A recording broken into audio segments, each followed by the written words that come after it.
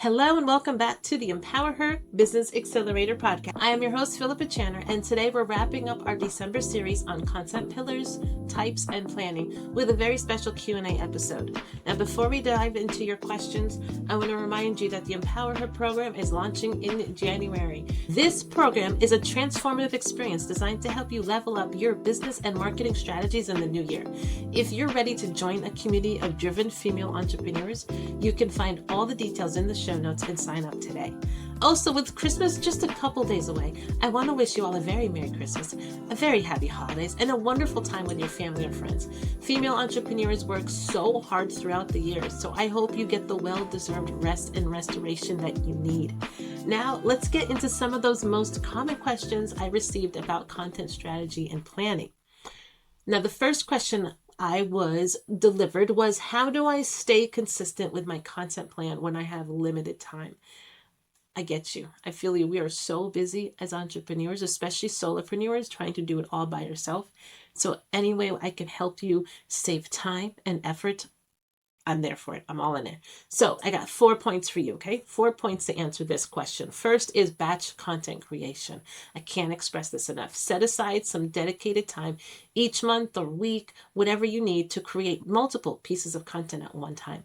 This reduces the daily pressure of content creation, and it's going to allow you to stay ahead of your schedule. Next one is repurposing content. As we discussed in the last episode, you can take one piece of content and turn it into different formats. For example, a blog post can be turned into a social media post, a video, or infographics. Repurposing helps you get more mileage out of the content you've already created. You can even do this with content you've created before. You don't need to just do it for new content. You can take a blog post that's performed really well, go back to it, and now just read it out loud and record that as a podcast, or shoot a video of you reading the blog post. So there's different ways you can take that content and level up. Next is using a content calendar. Plan your content ahead of time using a content calendar. This way you can visualize what it's needed, when it's going to be published, and how it's going to be accomplished, the format you're going to use. It's going to keep you organized and keep consistent and just take away a big part of the overwhelm so you don't seem like you're so overstressed. Like for me, if I don't have a content plan in place, I spend more time just sitting there and trying to visualize it than actual creating the content itself. It's a lot of wasted time. So if I take the time ahead of time and plan it out, when it comes time to executing it, because I've done all the heavy lifting already, it's just a matter of now just make it happen. And that's the easy part, because it's in you. Creating content should be just an extension of the expertise you have within you. So once you get to the point where you're sitting down and writing about it or talking about it, it should just flow because it's part of you. All right. So the next thing is set realistic expectations. Don't overcommit yourself. If you can only post one blog post a week, that's perfectly fine. And that's what you do. Consistency is more important than quantity. So focus on what you can realistically maintain. Make good quality content. I would rather see good quality content every other week than a bunch of poopy poop content all the time, Okay, so the next question I got that I want to address is, how do I know which content is best for my audience? This is such a good question, because if it's not, you're wasting your time. I got 3 good points for you to answer this question. Understand your audience. Point blank. You got to understand your audience. Get to know your audience's preferences. Do they prefer to watch videos, listen to podcasts, or read blogs? Pay attention to how they engage with different type of contents, or just ask them. Do a post where you're asking me. I know a lot of different platforms, if you're on social media, a lot of them offer some type of poll feature in there. Just straight out ask them, would you prefer for me to do videos?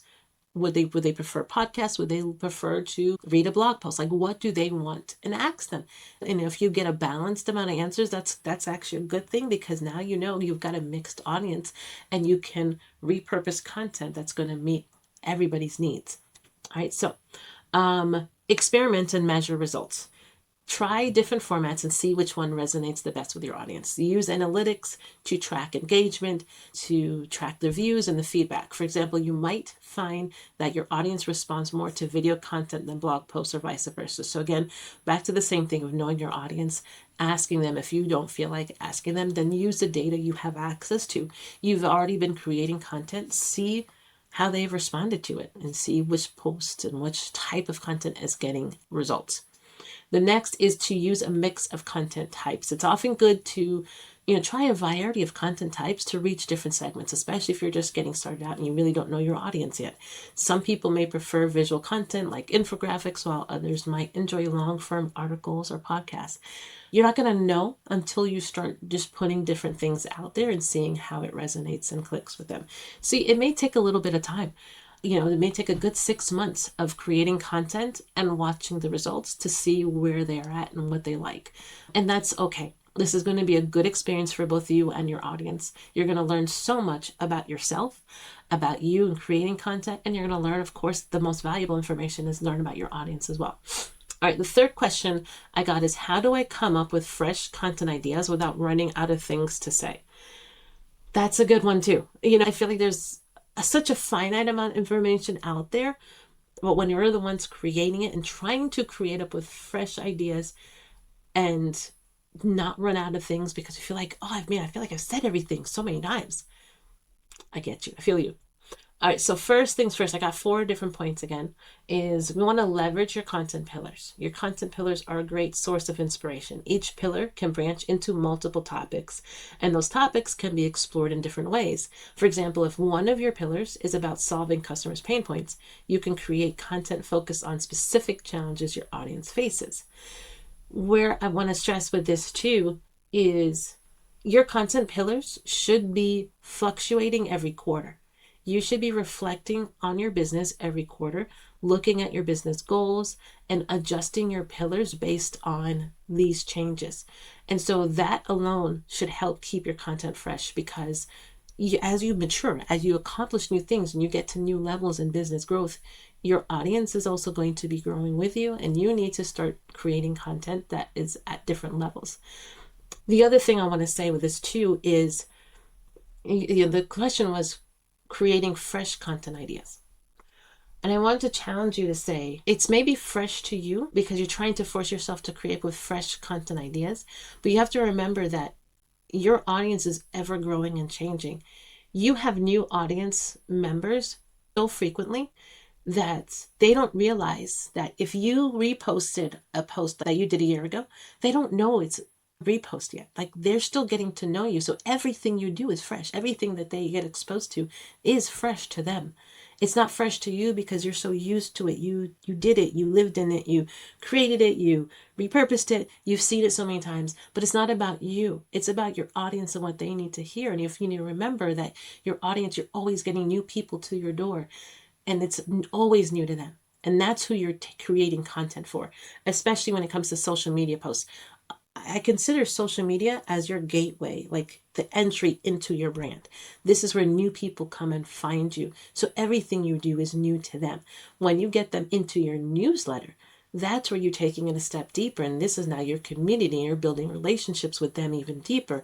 That audience is a little bit more educated. And yeah, maybe you don't want to keep putting the same email newsletter out. That's a little different. But social media, that is like the revolving door. People are going to come and go so often when it comes to social media. So you want to treat everybody as if it's the first day here and everything is fresh. I know that was a very long answer for that, but I just wanted to make sure I get that point across.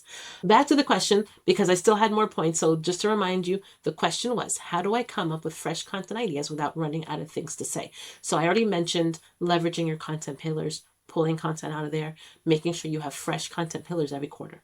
The next feedback I had for that is ask your audience. Again, going back to getting feedback from your audience, don't be afraid to ask your audience what they want to learn about or hear about. Use social media polls, email surveys, or direct questions to gather ideas. So first time I was talking about what type of content they want to experience. Now we can take it a step further and say, what do you want to learn about? What do they need to know most about? So if you're not sure what content or what challenges that they're really struggling with, just ask them. They're going to tell you. All right. Revisit old content. I've touched on this a little bit here and there. Update and repurpose older content with fresh insights and new data. This allows you to continue delivering value without always starting from scratch. I deliver the content on this EmpowerHer podcast based off of the business model canvas that I developed for this program specifically. There's 18 sections now in this model canvas that I have. I call it the EmpowerHer Marketing Canvas. And it was developed off of the business model canvas that has 9 sections. So mine has 18. So I've doubled the amount of sections that the original format has on it. I create content for this podcast based off of the content that I go through my course. And so in 18 months from now, I'm going to come full circle back to this original topic that I'm talking about today. I don't sit there and say, oh my goodness, I have to come up with a fresh new way of saying what I said last year. Like, no. I'm going to come back to this same content and I'm going to say, can I just reshare the original podcast? That works for me. Do I, restate it? Maybe I give some fresh examples, but I don't need to reinvent the wheel the entire time and act as if like this podcast never happened. What I want to do is just add value. And so that's a good way of just going back and revisiting old content. Take a look at what blogs you've written, what videos you've done that performed really well. That's a good indication from your audience that they enjoyed that content.